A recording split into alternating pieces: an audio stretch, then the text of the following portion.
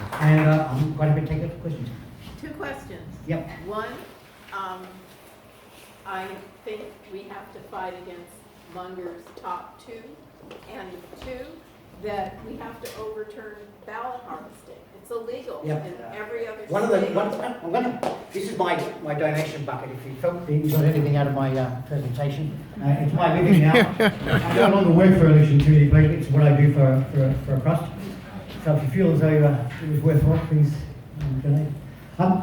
So ballot harvesting should have been challenged by the Republican Party the moment it was introduced into law as unconstitutional, and it should have been pushed up through the US Ninth Circuit and then to the US Supreme Court. It is illegal based on federal election laws because there's no chain of custody. No chain of custody. What was the last second one? And the top two. Top two, the only way we can change the top two is Yes. If Trump comes in and accesses the 1807 Insurrection Act and gets rid of these people, that could happen. But the only way you're going to get rid of the top two is to be active I'll have to do it later. in getting rid of I'll it get it. via the ballot.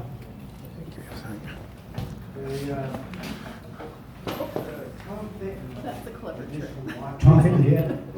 That win was huge, barely got, blip in the news. Yeah, I know. I'm wondering, it's probably a better question for Fitton, but I'm wondering, where is it going? Is anything actually Yeah, happening? we won the case in the federal courts. We won the case against Secretary of State and LA County. We sued them and we won. And the court order is that they must clean up all the rolls in California. LA County was a specific direction and Secretary of State with the other 57 counties. So we won the case. So the next election round is going to be a lot harder for people to vote illegally because all those names have been taken off the rolls. The Democratic Party knows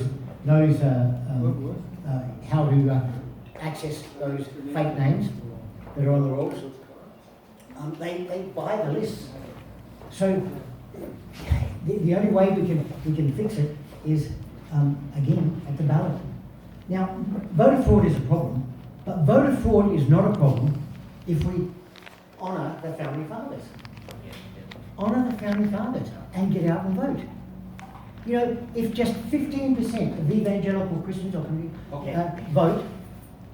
voted the biblical values, just 15%, we would be a red state. And don't ever let anybody tell you we can't be a red state again, because New Hampshire, remember this, prior to the 16 presidential election, it was stated that the New Hampshire will be blue forevermore. It will never ever be red. Well, guess what? Trump lost by 2,000 votes. Yeah, it didn't go red. But after it was certified, the votes were certified, they found 5,000 illegal ballots. 5,000. Oh my. Which put Trump over by 3,000. Wow. So New Hampshire went red in a year that the political pundits, who think they know it all, were convinced that New Hampshire will never ever again go red. So California can go red because you've got 12 to 13 million people that don't participate. 13 million. You're going to beat fraud just by those people, some of those people coming out to vote. And just 15% of evangelicals would have made a difference here in California. Yes, I just wanted to say something about changing California. If you want to change California, we have to stand up to Hollywood. They control the progressive left. I think that's happening actually. You look at the number. I hope so. You look at the number of God movies. Look at the number of God movies coming out of Hollywood now. It's massive, and the reporters and the movie industry are saying, "What the?" Not only that, people are being exposed. Look at the Academy Awards, way down. Look at what happened to is it Weiner? Harvey Weinstein? Weinstein, yeah. He was one of those wieners. Look at it. He was exposed. He's gone. And look what's happening with the FBI. The FBI is filled with corruptness. And Barr is going to change it. And don't give up on the president. He's exposing this Trump. Don't worry about that. As far as Hollywood, I think Hollywood will kill itself. Okay. Because Satan is being cornered. College scandal, that helps. Yes, the college scandal. College scandal. What happened there? Did I miss something? No, two big Hollywood actresses. Oh, yes, Take yes. the money. Don't you love it? And do you know what one of those actresses said? She could never vote for Trump because he's dishonest.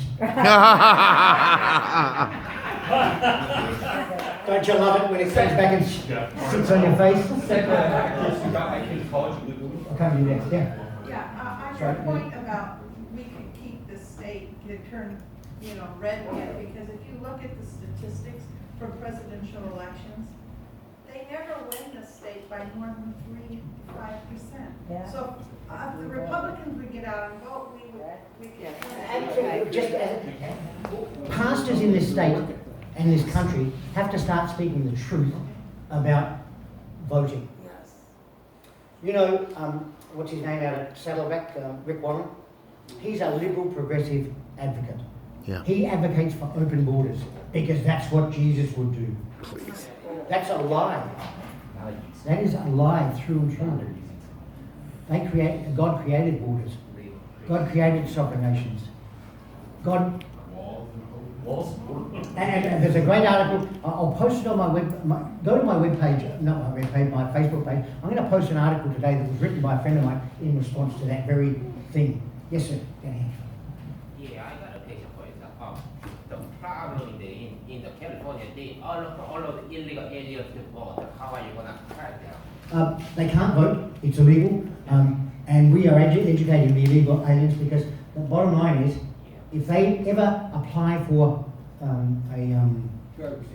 citizenship, the first thing USCIS does is check to see whether you've voted illegally.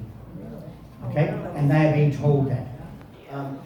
But I'll say again, 15% of Christians come out. If Christians just voted biblical principles, voter fraud wouldn't be a problem ever again. And if we just honor, if just another 10% of voters here in California honored the founding fathers, my gosh, that's 2.5 million extra votes. So it can be fixed. Yes, sir. When Judicial Watch won that lawsuit, and LA County has to take 1.5 million off the voter roll, Yes. what are we talking about? Are we talking the cemetery vote? We're talking about the cemetery votes. We're talking about the 108,000. Sorry, the 8,000 over 108. We're talking about the 25,000 that are dead and in heaven, but so dedicated that they still vote. We're talking about people that have left the state that haven't been removed from the rolls. We're talking about duplications. There's a whole host of things that they're doing. But it's not only the voter rolls. We're doing the other side as well with landmark legal. Okay, so a couple questions. I'll try to. What's the timeline on this, though? Is there going to be enough cleanup done by 2020? Yes, there is. It's got to be done in quick time, and they have to report their progress to the judge, not to any other court, to the judge, and also to Okay. to election integrity. Okay, so I'm not done. So the next thing, ballot harvesting. Who's going to file the lawsuit? Are you guys filing it yet? We won't be filing a lawsuit. Who will? The Republican Party has to file that lawsuit. Why can't? Because that's what has to happen. We can say illegal all day, but if somebody doesn't challenge it, how do we That's get why that? I hear. That's So why I'm so disappointed with your Republican Party. But can't someone else do it, like another agency? Any individual can file a voter suppression lawsuit. Okay. Anybody. It can be a third party. It can be a team of lawyers. I mean, Okay, you've but got, there's a great Steve Bailey and, Fair enough. and Linda Payne. And, We should talk to them then. Last question, just to, this is more philosophical. So you mentioned 7 people. Could you name those 7 again that are controlling the left? And there's one name that I want to follow up on. Could you just name them really quick? Okay. Of course, it's Soren Kierkegaard. He died in 1855. He was, truth is subjective. It's whatever you feel. What year is his name? I'll give you this. Soren Kierkegaard. Yeah. Charles Darwin, of course, we all came from a tadpole. But the trouble is, it's replaced God in our schools. Yes. Our laws come from Yes. a lot of the Bible. You've got Karl Marx, of course, we know where he comes from. You've got Julius Wellhausen. Now tell me about him. Julius Wellhausen is philosophy. He was one that introduced religious liberalism into our churches. So it's those churches, and I don't know whether, I'm going to offend somebody here, I'm sure. The Methodist Church, is doing all this crazy stuff by appointing gay pastors and, supporting gay marriage and all that sort of, that's what he introduced, so that they could feel good. And a relationship with Jesus is enough on a one-time basis. And also, Will Helsing introduced the literature that said Moses didn't write the Old Testament. It was written by a lot of people later on, which destroyed the credibility of the Old Testament and Moses. Yeah, yes. So, who's next? Let me just go here. Sigmund Freud, father of our education system. No, the psychoanalysis thing, right? Oh, sorry, Sigmund Freud, Sigmund Freud was psychoanalysis. All we need is to have a psychological evaluation and everything will be fine. Dewey is the father of education. And also the last one is John Maynard Keynes. In 1932, John Maynard Keynes was the one that introduced, guided, who was your president during the Depression? What was his name? FDR. Roosevelt, yeah. He guided Roosevelt in the American recovery by saying, government is the solution. Government's got to create jobs. Well, after about 10 years, just before he died, when did he die? 1952. When he died, just before he died, he says, I never believed what I said about big government. I know it's wrong, but we're all going to die eventually. And we won't be affected by it. And he was gay. He was openly was he gay. gay? Yeah, and he was a pancake too. Yeah. So the other 7 men who walked Yep. the grave. And just before I finish, I'm going to just give you a couple of these and see if you recognise these. It's not very long. Can I read this? Yeah. Okay. If I were then Paul Harvey, 1965. See if you recognise any of this in our society today. If I were the devil, I'd set about however necessary to take over the United States. To the young, I would whisper that the Bible is a myth. I'd educate authors in how to make lurid literature exciting so that anything else would appear dull and uninteresting. I'd soon have families at war with themselves, churches at war with themselves. I would encourage schools to refine young intellects but neglect discipline. Before you knew it, you'd have to have drug-sniffing dogs and metal detectors at every schoolhouse door. I would evict God from the courthouse, then from the schoolhouse, then from the House of Congress, and I'd really work hard to get him out of churches as well. I would lure priests and pastors into misusing boys and girls and church money. If I were the devil, I'd make the symbols of Easter an egg and the symbol of Christmas a bottle. In other words, alcohol. If I were the devil, I'd take from those that have and and give to those who wanted, until I killed the incentive of ambition. If I were the devil, I could get whole states to promote gambling as the way to get rich.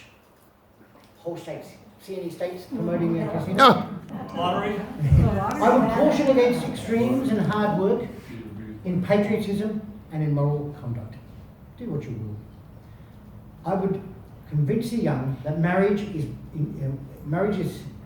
old-fashioned, that swinging is more fun, that what you see on the TV is the way to be. And thus I could undress you in public and I could lure you into bed with diseases for which there is no cure. In other words, if I were the devil, I'd just keep on doing what I'm already doing. Recognise some of that in our society today? Yes. He was so prophetic. He saw the future. Yes. Wow. Definitely. Any other questions? Well, thank you so much for having me. God bless you.